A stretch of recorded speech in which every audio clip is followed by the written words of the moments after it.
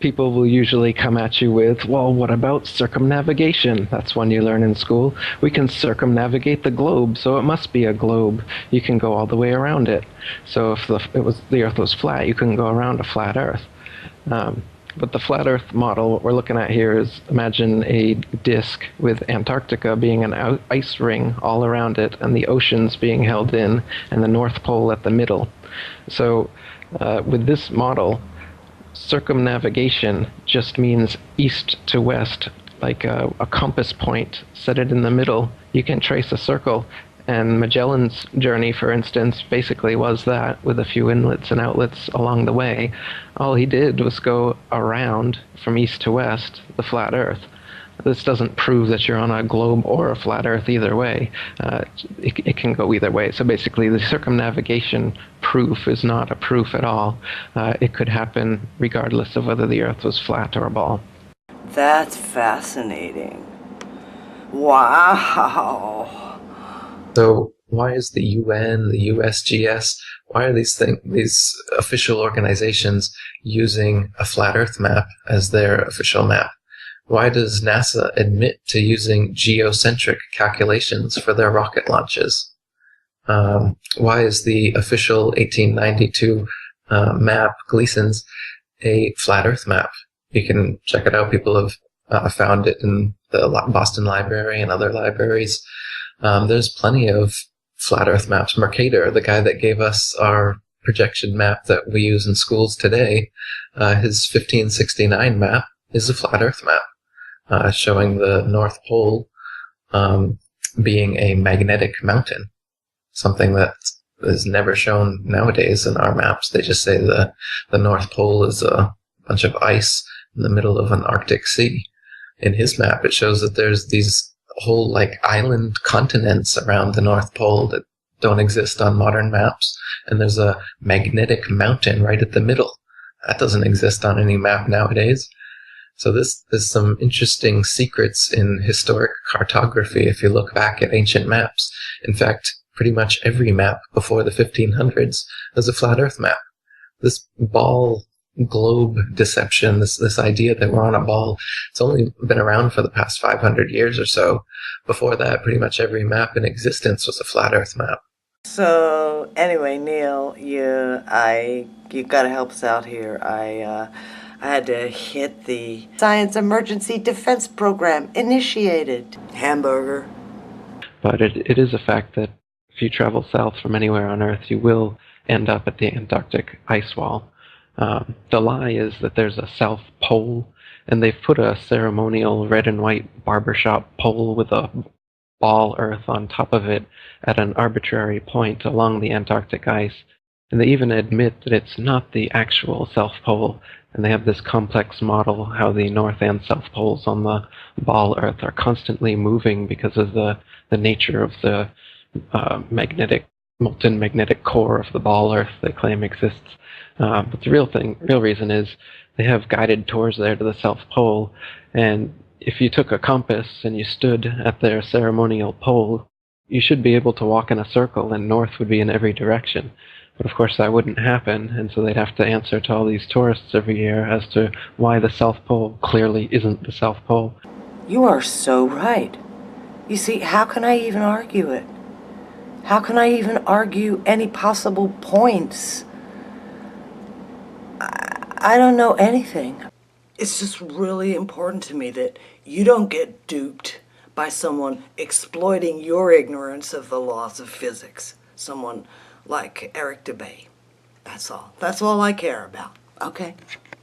So they tell us with this spinning ball Earth model is that the magnetism of the ball Earth happens from the molten metal core in the middle of the ball, and it causes the geomagnetic poles to constantly shift, so the north and south poles are constantly moving.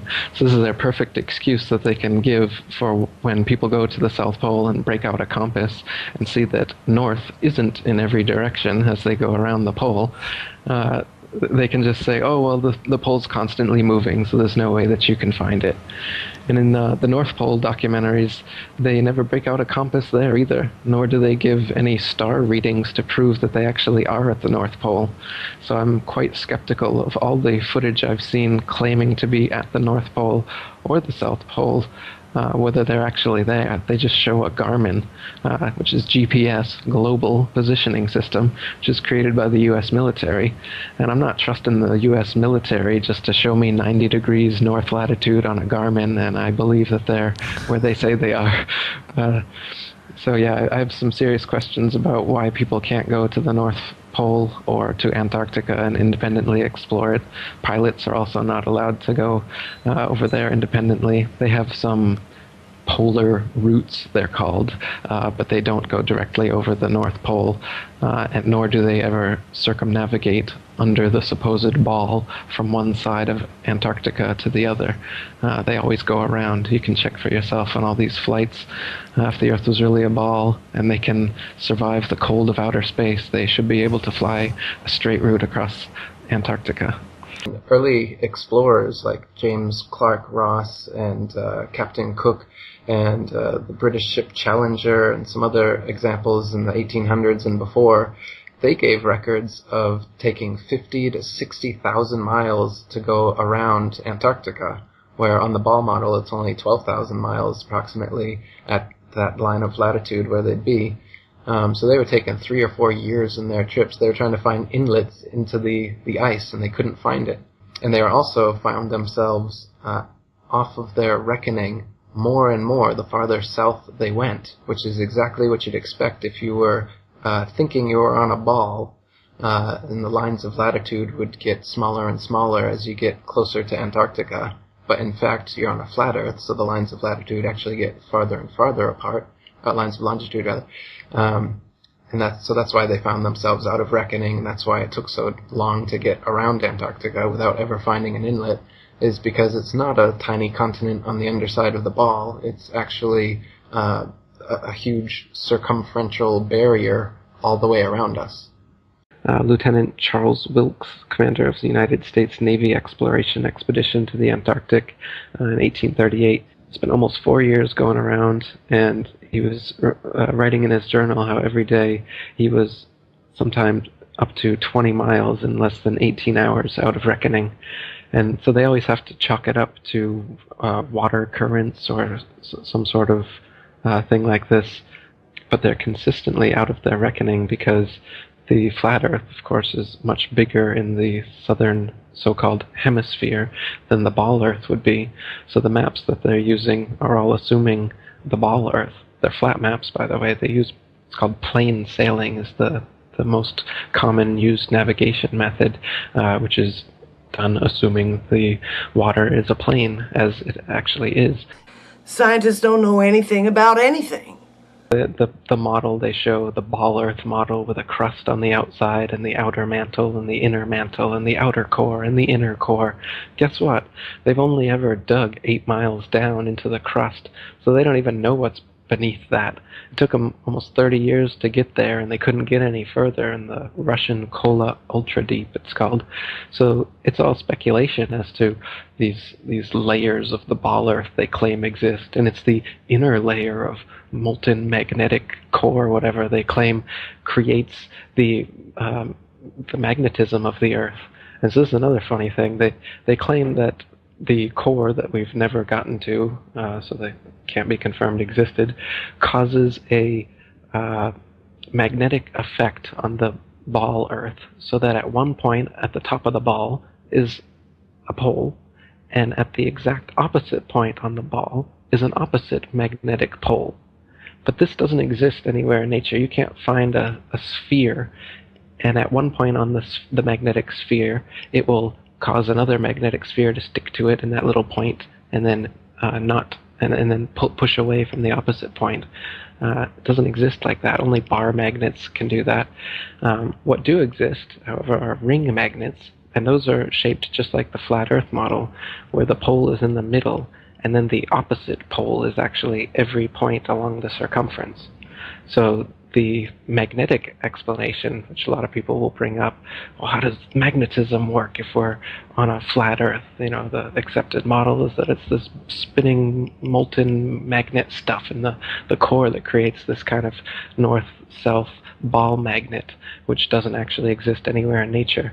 Yet the ring magnet, which is it's in loudspeakers and other things, that's the flat Earth model, and that actually does exist. So that's an actual magnet instead of an imaginary magnet like they claim exists. And we'll actually admit that I don't know what's under the flat Earth. We've only gone 8 miles down, and we haven't gotten to the bottom of the Pacific. All I know is, as far as we can tell, the water is completely flat, and the land is flat, other than hills, valleys, and mountains over a long period of space. There's no convex or concave curvature. It's totally flat. So when I tell you that I don't know, but NASA tells you they do know, NASA's just lying to you by telling you that they know what's beneath the Mariana Trench or what's beneath 8 miles down. I'm just sticking with the evidence. The Russian Kola Ultra Deep went 8 miles down, and they couldn't get any further. That's fascinating. Wow. How about if I say, Eric, walk due east and never stop? And I just turn my chair around this way, and you come and sit on my lap just as soon as you get back. There's proof right there the Earth's a ball. God damn. You're hot, Neil.